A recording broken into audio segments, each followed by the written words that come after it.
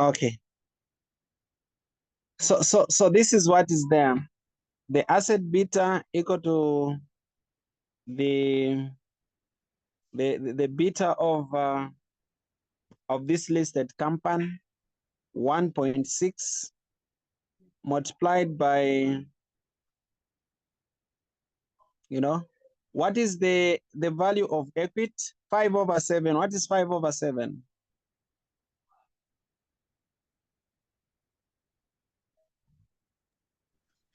0.714.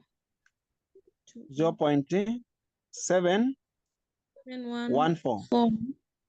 Let's say 1, 0.71. So 0.71 plus the value of debt will be 2/7. What is 2/7?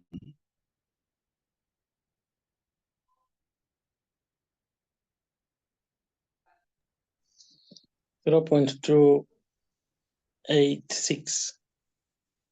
So 0.29 multiplied by 1 minus 25, 0.25, the tax rate. So that will give us 0.75, isn't it? When you remove the tax rate, it's 0.75. So what are we going to find?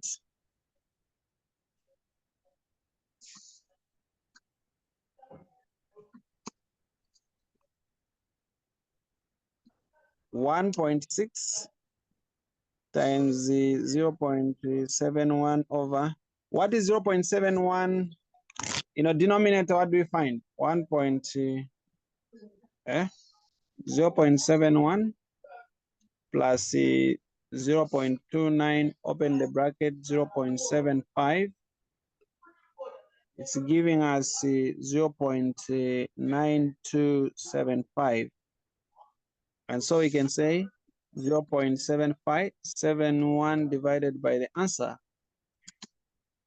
It gives us 0.7666 something multiplied by 1.6, giving us 1.22 as the asset beta. Right. Now, the asset beta sometimes is called ungeared beta. It's also called ungeared beta in some literature. The asset beta or ungeared beta or unlevered beta. So now, for a company that is all equity financed, get the point. For the company that is all equity financed, its beta is equal to the asset beta, okay? Hello? When finding the denominator for value of debt and value of equity, you first multiply the 0.29 times tax. Times the tax, yes, times the tax rate. They are together here. They're together. Then you add it down. Oh, okay. Yeah, thank you. Yes. So this is the asset beta, Ma. I also want to ask how to get that gearing ratio, the 2 to 5, and apply it on the VE and VD, like the things you are doing as 5/7. And But you have seen the ratio? Yes, I've seen it. Have you seen the ratio in the question? Yes, I have. So it's a ratio 2 to 5. So from your knowledge of ratios that you did somewhere down in a primary school somewhere, you know that to express this as a percentage, you just have to add this plus this ratio, 2 plus, and this is a gearing ratio. Now, gearing ratio is debt to equity ratio. You get, it's debt to equity. So the first value, this one is for debt. Then the second one is for what? It's for equity. The 2 is for debt. Yes, it's for debt. Gearing ratio is debt to equity. That's how you calculate gearing ratio. Say debt over equity. Okay, you get the so point. The value of equity, we get the 5, then divide by the 7, like the 2 plus 5. Yes. 7. Yes, the sum. Okay. All right. Sometimes, as I teach now, sometimes, look, this same gearing ratio will not be in ratios. Maybe they can just say the gearing ratio is 0.4. Understand that this 0.4 is debt divided by what? By equity. So it means that this is 0.4 is for what? Is for debt. Is that clear? When they just give you as a decimal, 0.4 is for debt. Then the other remainder, you can subtract this from 1. Okay, when you total them together, it should be equal to 1. It means that the 0.6 is the one for what? For equity. Is that clear? In case you find a decimal. Explain again. Explain again. Yes, sir. Sir, just from there, that's why I was asking. On the 0.71 plus 0.29, it's giving us 1, but you've said we need to multiply it by the 75% for us to Yeah, put by it the as tax the rate. denominator. Yes, by the tax rate, yes. Like this is a formula to ungear. It's just used to calculate Oh, we are gearing. Okay. Yeah, we are ungearing. Yeah. So ideally, we are just trying to ungear that.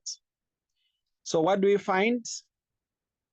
We find this asset beta. Now listen, for the company that is only equity, like that just has equity,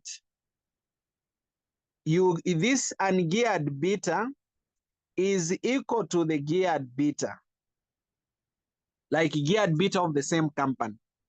So therefore, you use just this asset beta, okay? That's the beta that you're going to use in your CAPM. But if you are told that the company is not all equity financed, meaning it also has debt, it means that this same beta that you have found again, okay, this new beta now, because this 1.2, the asset beta, is for this company that is not listed. So if this company had some element of debt, we were going to gear again this 1.2 because now it is ungeared. So you have to gear it again if there is debt. We only gear when there is debt. However, in this example, it is all equity, so we are not gearing this again. It is just remaining here at 1.22. That is our asset beta that we are going to use to find the cost of equity. So cost of equity is risk-free plus the asset beta times the the return from the market minus the risk-free. The risk-free is what? 5%, isn't it? Plus 1.22 and 15%. This return from the market. Market return is 15% minus 5%. Okay, that will be 10%. Multiplied by 1.22 plus 5%. What are you finding as the cost of equity?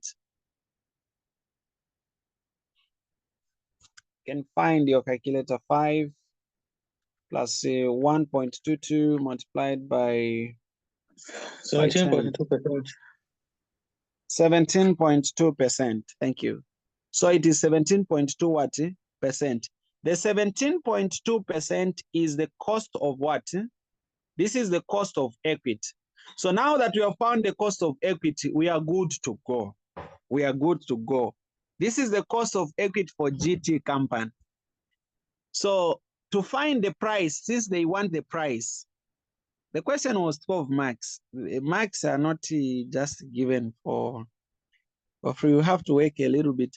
The price of the shares is equal to the D naught multiplied by 1 plus G, all that divided by R E, which is the cost of equity that we have found minus G. So the rule of the thumb is that always R should be high, RE should be higher than G.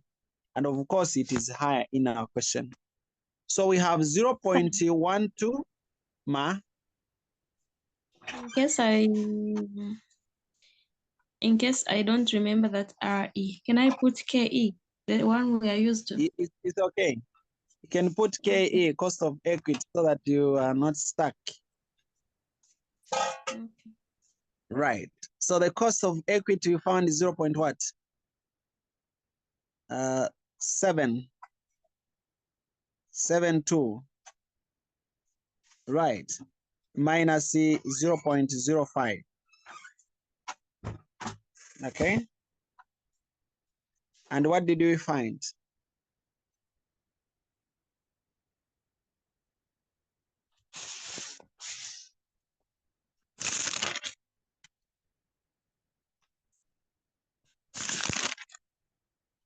What did you find?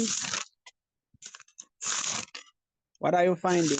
What are you able to find?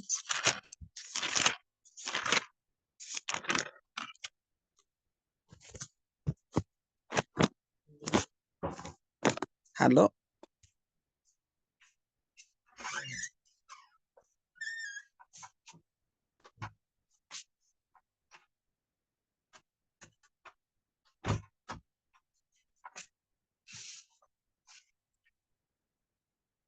What are the people able to find?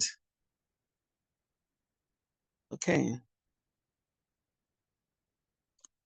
So 0.12 times 1.05. What is 0.1172 minus 0.05? That gives us 0.122. Right. So 0.12 multiplied by 1.05 is equal to that. Is equal to, it is equal to what? It is equal to 0.126 divided by 0.122 divided by 0.122. And we find what? What do we find? What is the price? The share price. It's projected to be at 1.03 way. Okay, 1.03 kwacha. So 1 kwacha and the 0.3 way. Share price. That's the price of a share. Using the dividend growth model and the capital asset price model all together. Is that clear?